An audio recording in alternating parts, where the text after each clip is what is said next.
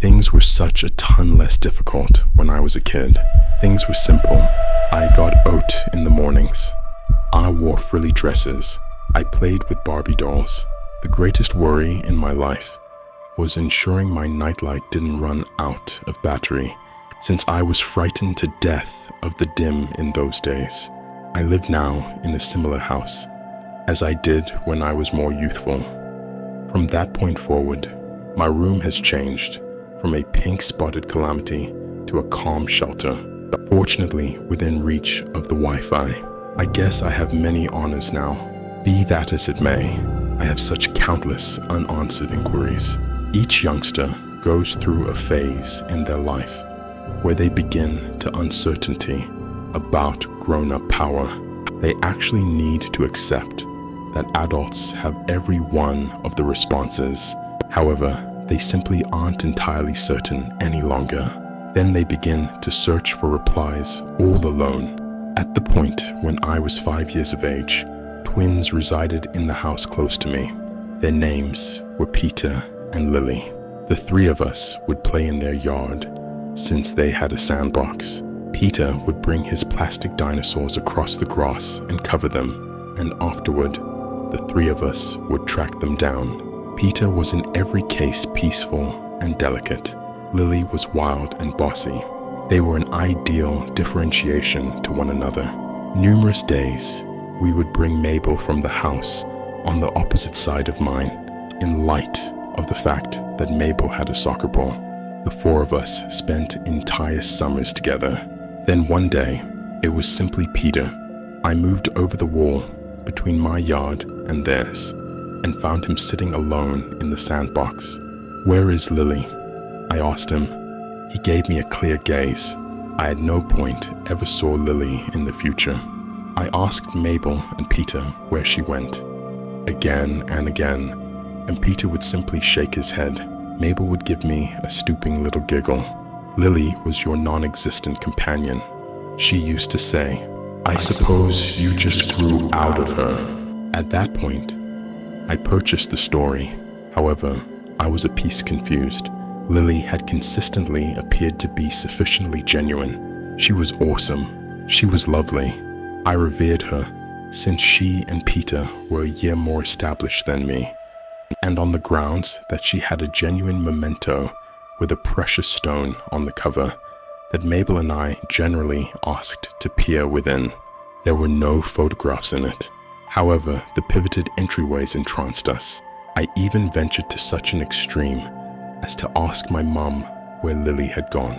She took a gander at my dad entertaining, and afterward let me know that there was no Lily.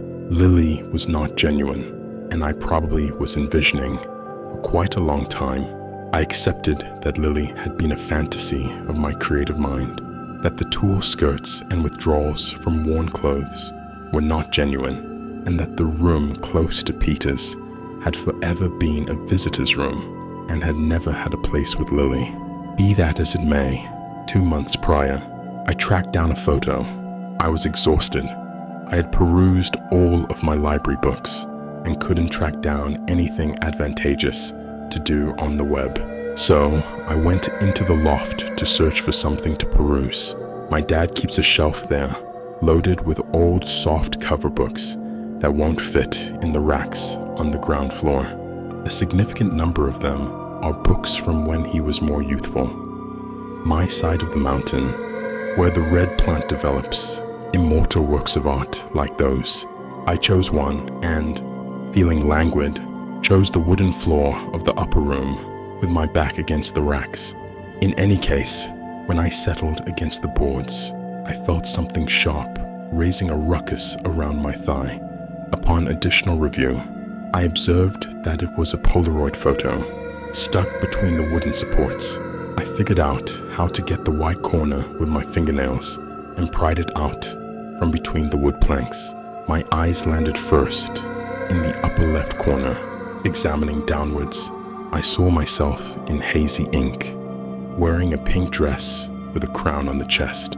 And afterward, on the right half of the photo, hand in mine, memento ever around her neck, was Lily. It ought to have been unthinkable. Non-existent companions don't appear in pictures. Fabrications of the creative mind are not caught by Polaroid ink.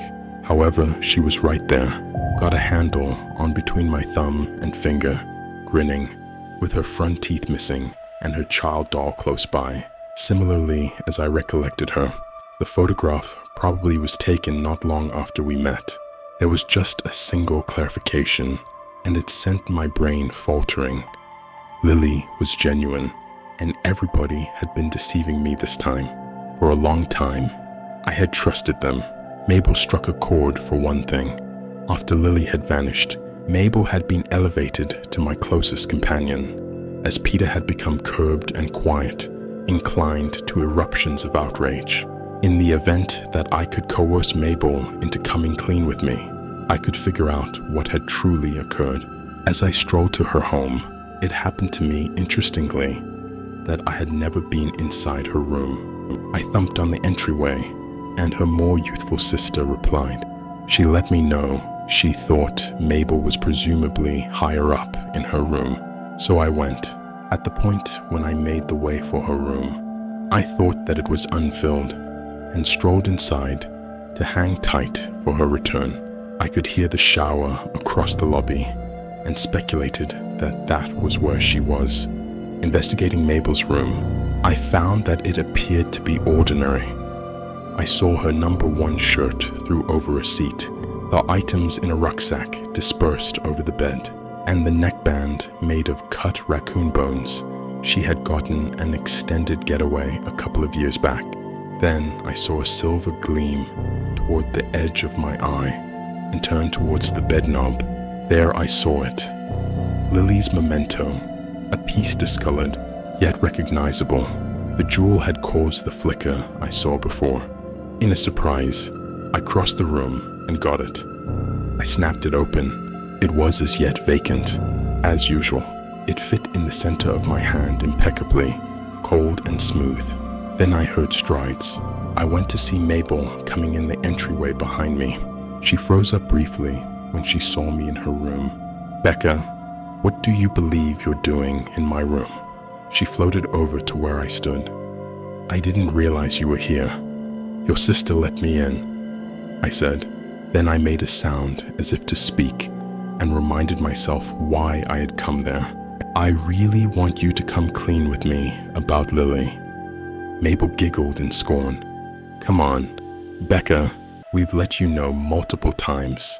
Lily isn't genuine. She..." Mabel followed off in mid-sentence as I let the memento out of my palm, hanging it before her. Presently, I had the high ground. This was Lily's. She generally wore it. "There's something you're not telling me." Mabel attempted to recover her balance. "That was mine. That has forever been mine. Becca, you should be mixed up." I showed her the photograph. "I viewed this as being in my upper room. It likely dropped out of one of our old photograph collections and never moved. Kindly don't mislead me. Mabel, I have the right to know reality." Shush. Mabel couldn't track down the words to rationalize the photograph. She shrugged and gave a cruel chuckle. "You need to know reality. Fine. Lily passed on when she was 7. To safeguard our delicate little personalities, her folks let everyone know that she had never existed in any case. It broke Peter, and that is the reason he's so harsh." I continued on. "You ought to as well." She pulled the memento chain from my fingers and got some distance from me. "How could she pass on?" I persevered. It hurt me that everybody had been misleading me this time. However, it didn't astound me. It checked out that Lily was dead. Yet, I had to realize what had befallen my dearest companion. You need the variant that her folks accept. Or on the other hand, do you need the genuine story? Mabel made a stride nearer to me. Interestingly, I felt scared in Mabel's presence. She had forever been a piece bossy and designing, yet that was only an idiosyncrasy that accompanied Mabel. Presently, she was absolutely cold. "Reality, please," I said, my voice faltering a little, and afterward, I understood that I definitely knew the response. Lily's abrupt vanishing, Peter's quietness, Mabel having ownership of the memento, the neckband of bones. My eyes probably gone wide in light of the fact that Mabel shook out of sorts and folded her arms, giving me a stifled look. I felt cold. "You killed her," I murmured. Mabel gestured serenely. "I utilized my dad's letter opener. Those things will slice straight through your gut." My eyes fell on the neckband of bones on the dresser. I was unable to help it. Mabel followed my look and affirmed what I was thinking. Those were hers. I took them to Austin and got them cut. It's to help myself, to remember what I've done. "Why?" I murmured dryly. "How could you do that?" She shrugged. "I needed the memento," she said essentially. I then, at that point, understood that I was caught in a room with an executioner. In any case, when I began edging towards the entryway, Mabel ventured to a side and watched me leave, quiet as could be. I scarcely dozed that evening, for dread that she would get through the window and kill me as she had Lily. Yet it kept silent. A month passed, and Mabel moved out for school. Then I could breathe a sigh of relief. The one particularly critical inquiry I addressed myself was, what had befallen Lily?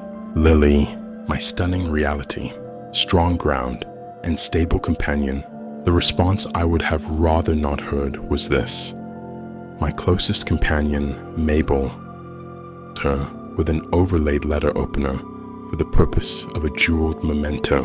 Things were such a ton easier when I was a youngster.